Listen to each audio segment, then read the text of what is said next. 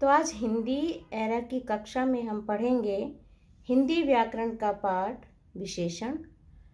और विशेषण में हम समझेंगे उसकी परिभाषा, उसके भेदों की परिभाषा, भेदों के उपभेद, उदाहरण और विशेषण की तीनों अवस्थाओं के बारे में हम विस्तार से जानेंगे। तो इस पाठ को ध्यानपूर्वक पढ़िए और समझिए और इस वीडियो को अच्छी तरह से देखिए।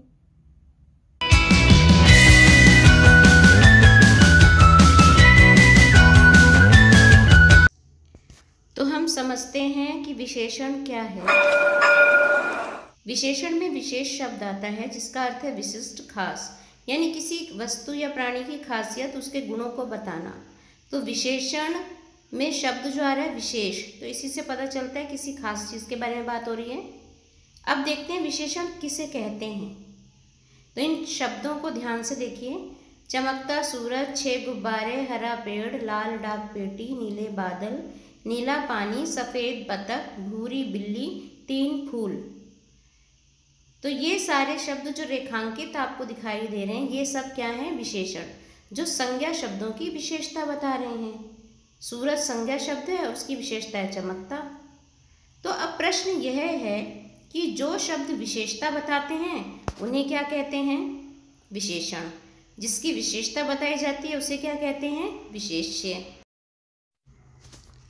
अब हम और शब्दों से इसे आसान तरीके से समझते हैं। जैसे चमकता सूरज, तो सूरज की विशेषता क्या है? कि वो चमकता है। गुब्बारों की विशेषता है वो 6 हैं। पेड़ की विशेषता है वो हरा है। डाक पेटी की विशेषता है वो लाल है। बादल नीले हैं। बतख की विशेषता है कि वो सफ़ेद है। बिल्ली की विशेषता है कि वो भूरी है। फूल 3 हैं और पानी नीले रंग का है। तो ये सब संज्ञा की विशेषता बता रहे हैं। तो ये सब क्या है? विशेषण, यानी संज्ञा की विशेषता जो बताएं वो विशेषण।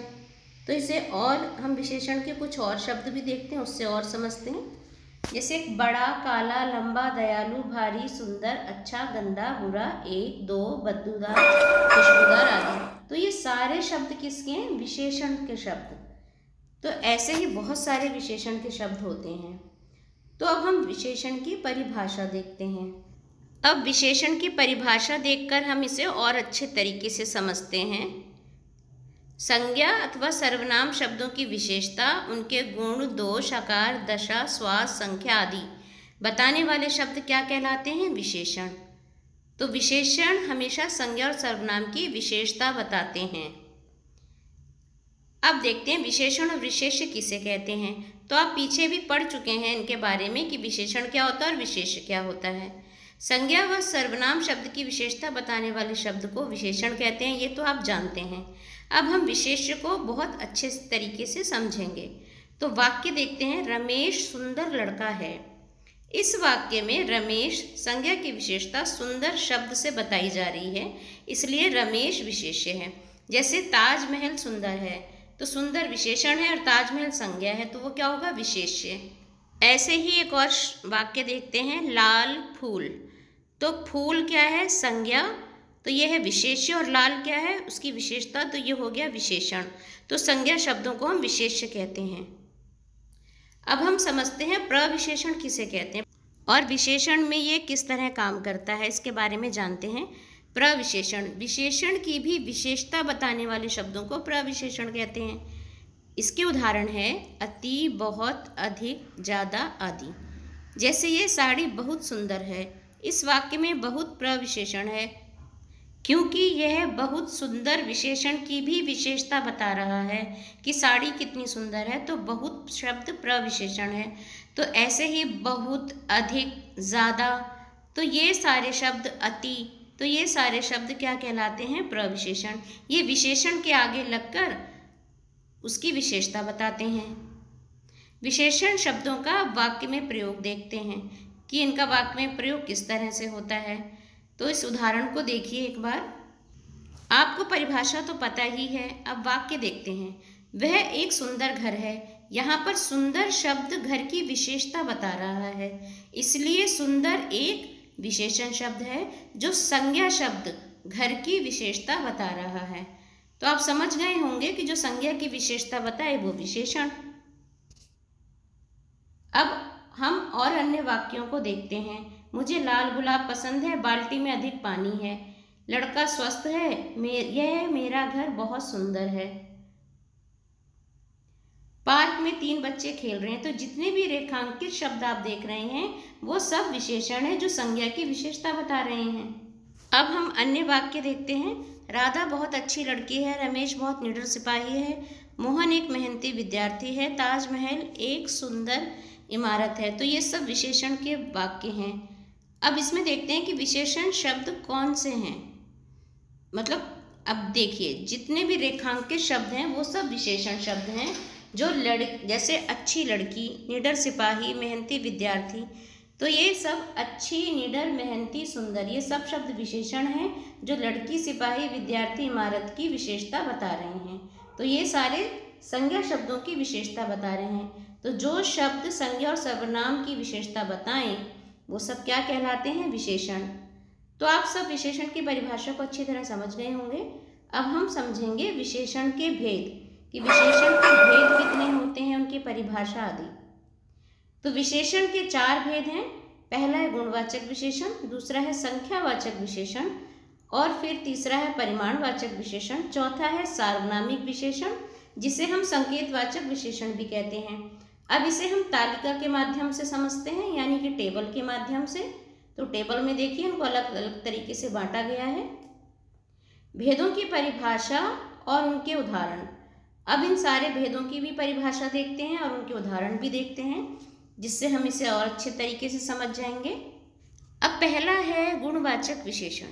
जो विशेषण हमें संज्ञा या सर्वनाम के रूप, रंग आदि का बोध कराते हैं। इसका उदाहरण देखते हैं। ताजमहल एक सुंदर इमारत है। तो यहाँ सुंदर जो है वो विशेषण है। संख्यावाचक विशेषण ऐसे शब्द जो संज्ञा या सर्वनाम की संख्या के बारे में जानकारी दें। जैसे हमारे विद्यालय में 200 विद्यार्थी पढ़ते हैं, तो 200 संख्यावाचक विशेषण है। परिमाणवाचक विशेषण जिसमें नापतोल बताई जाती है। जो शब्द संज्ञा या सर्वनाम की मात्रा, क्वांटिटी के बारे में बताते हैं उन्हें हम परिमाणवाचक कहते हैं। जैसे बाजार से आते वक्त आधा किलो चीनी ले आना। तो आधा किलो जो चीनी है वो हमें क्या बता रही है? चीनी की मात्रा बता रही है। सार्वनामिक विशेषण जो सर्वनाम शब्द संज्ञा से पहले आए एवं विशेषण की तरह उस संज्ञा शब्द की विशेषता बताएं, तो वो क्या कहलाते हैं? सार्वनामिक विशेषण, जिन्हें हम संकेतवाचक विशेषण भी कहते हैं। अब देखिए, वह आदमी अच्छे से काम करना जानता है। तो आदमी जातिवाचक संज्ञा उसके आगे लगा है वह, जो वह सर्वनाम विशेषण के रूप में प्रयोग होकर संज्ञा की विशेषता बता रहा है। अब गुणवाचक विशेषण के उदाहरण देखिए। मुझे लाल पतंग चाहिए, वह व्यक्ति पागल है, कोई की आवाज़ कर्कश है, मेरी बहन चतुर है, यह कमरा काफ़ी चौड़ा है, यह कपड़ा मुलायम है। तो यहाँ लाल जो रंग है वो रंग बता रहा है, पागल जो विशेषण आया है वो दशा बता रहा है, और कर्कश विशेषण ध्वनि बता रहा है, चतुर विशेषण गुण बता रहा है, किसी के गुण के बारे में पता चल रहा है, चौड़ा शब्द हमें आकार बता रहा है, और मुलायम जो शब्द विशेषण के रूप में आया है वो स्पर्श बता रहा है। स्पर्श यानी छूना, जैसे खुरदुरा, मुलायम, चिकना, तो ये सारे स्पर्श हैं। तो रंग, दशा, ध्वनि, गुण, आकार, स्पर्श, स्वाद, जैसे कसेला, मीठा, कड़वा, तो ये सारे शब्द गुणवाचक विशेषण के उदाहरण हैं। जैसे धार्मिक, पवित्र, ये सब भी गुणवाचक विशेषण हैं। अब दूसरा पढ़ते हैं हम संख्यावाचक विशेषण और इसके भेद। तो संख्यावाचक विशेषण से ही पता चल रहा है कि यहाँ नंबर की बात होगी, संख्या की बात होगी। तो अब इसके बारे में भी अच्छे से पढ़ते हैं। निश्चित संख्यावाचक विशेषण। निश्चित का मतलब ये है कि पक्की तौर पर, यानी कन्फर्म। इसके शब्द हैं 3, 5, 2, 10, 20, 1000। एक निश्चित संख्या के बारे में बताते हैं ये। अब दूसरा देखते हैं इसी का भेद, अनिश्चित संख्यावाचक विशेषण, जिसमें कोई भी चीज़ कन्फर्म नहीं है, पक्की तौर पर नहीं है, अनिश्चित है। कुछ, कोई, थोड़ा, बहुत, ज़्यादा, कम, ज़रा सा, अधिक, इसमें कुछ भी पक्का नहीं है, कुछ भी निश्चित नहीं होता। तो ये सब अनिश्चयवाचक के शब्द हैं। अब हम इसके उदाहरण देखते हैं। संख्यावाचक विशेषण का उदाहरण, टोकरी में 10 फल हैं। निश्चित संख्यावाचक का उदाहरण, कक्षा में 50 छात्र हैं, कुछ बच्चे खेल रहे हैं, टोकरी में बहुत सारे फल हैं। तो इसमें 10, 50 ये एक निश्चित संख्या के बारे में बता रहे हैं, पर अनिश्चित संख्यावाचक विशेषण में कुछ भी निश्चित नहीं है। कुछ बच्चे खेल रहे हैं, टोकरी में बहुत सारे फल हैं, तो कुछ बच्चों को हम गिन सकते हैं, बहुत सारे फलों को भी हम गिन सकते हैं। तो ये अनिश्चित संख्यावाचक विशेषण है। अब हम तीसरा भेद पढ़ते हैं, परिमाणवाचक विशेषण और इसके भेद। तो निश्चित परिमाणवाचक विशेषण, इसके भी दो भेद हैं, मतलब परिमाणवाचक विशेषण के भी दो भेद हैं, निश्चित परिमाणवाचक विशेषण और अनिश्चित परिमाणवाचक विशेषण। तो निश्चित परिमाणवाचक विशेषण के क्या शब्द हैं, जैसे 5 किलोमीटर, 3 लीटर, 2 किलो, 1 मीटर, नापतोल वाले शब्दों का इसमें प्रयोग होता है। अनिश्चित परिमाणवाचक विशेषण शब्द वही हैं, कुछ, थोड़ा सा, बहुत, ज़्यादा, कम, अधिक, यानी किसी भी नापतोल का निश्चित ना होना, उसकी क्वांटिटी का निश्चित पता न चलना, उसकी मात्रा का सही से पता न चलना। तो इसमें कुछ, थोड़ा सा, बहुत ज़्यादा, इस तरह के शब्दों का प्रयोग होगा। ठीक है, तो अब इसके उदाहरण देखते हुए हम इसे और अच्छी तरह से आगे समझते हैं। अब इसके उदाहरण देखते हैं। परिमाणवाचक विशेषण 2 लीटर तेल दे दो। निश्चित परिमाणवाचक विशेषण मुझे 5 मीटर कपड़ा चाहिए। तो यहाँ पर एक निश्चित मात्रा के बारे में बताया जा रहा है। अब अनिश्चित परिमाणवाचक विशेषण, पहलवान ने ज़्यादा दूध पी लिया, मुझे थोड़ी चीनी चाहिए। तो यहाँ मात्रा के बारे में बात हो रही है, पर मात्रा का निश्चित पता नहीं है कि दूध कितना चाहिए, मतलब 2.5 लीटर, 1 लीटर, आधा लीटर, पता नहीं चल रहा हमें निश्चित मात्रा का। चीनी कितनी चाहिए, 1 कटोरी, 2 कटोरी, आधा किलो, 1 किलो, 2 किलो, कुछ निश्चित नहीं पता चल रहा।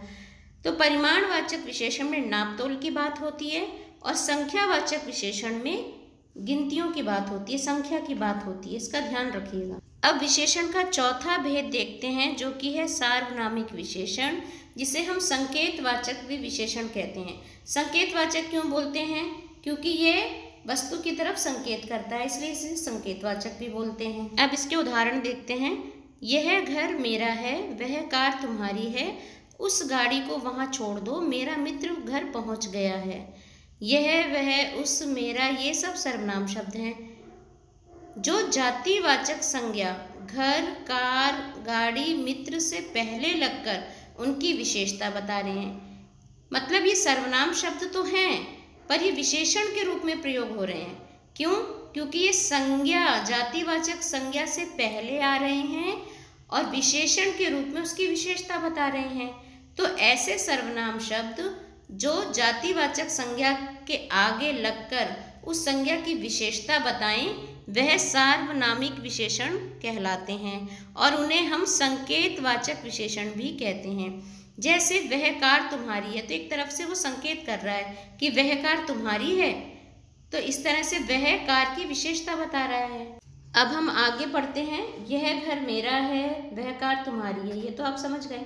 उपयुक्त वाक्यों में यह, वह जातिवाचक संज्ञा शब्द घर, कार से पहले लगकर उसकी विशेषता बता रहे हैं, यहाँ सार्वनामिक विशेषण है।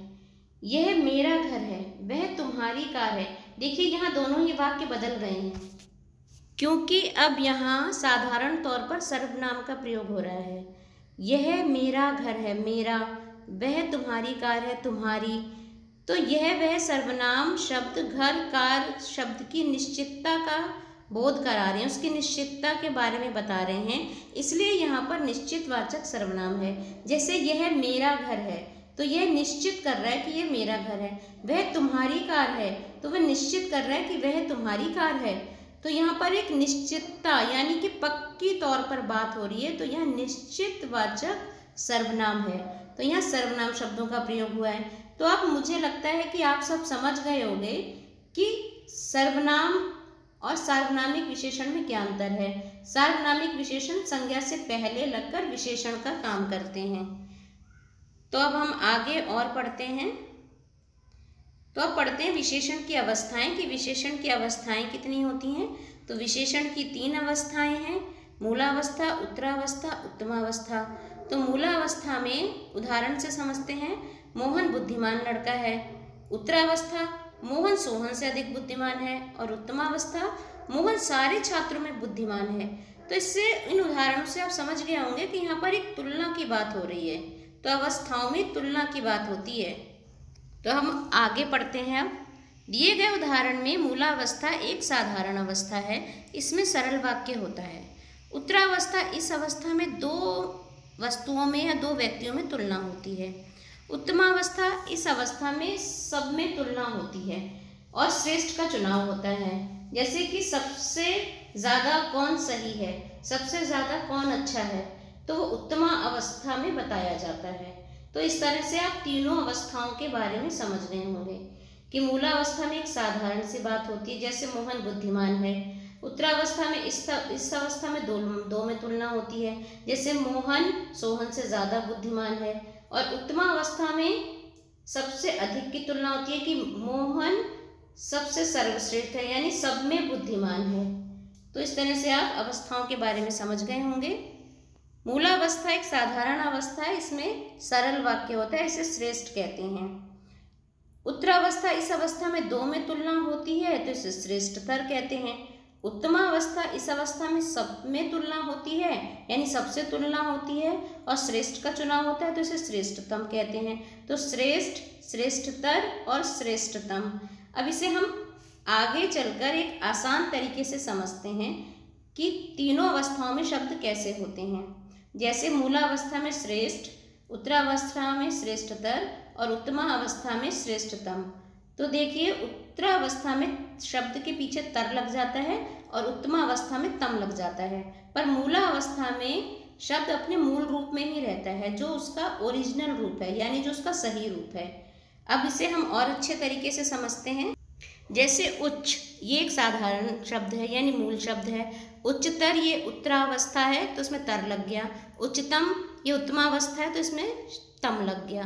निम्न, निम्नतर, निम्नतम। कटु, कटुतर, कटुतम।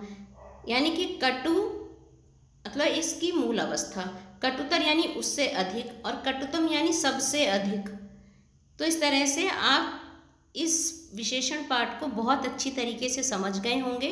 विशेषण में मैंने आपको विशेषण की परिभाषा, भेद, उसके उदाहरण और विशेषण की तीनों अवस्थाएं, इनके बारे में बहुत अच्छी तरीके से समझा दिया है। तो आप इस वीडियो को अच्छे से देखें और समझें। धन्यवाद।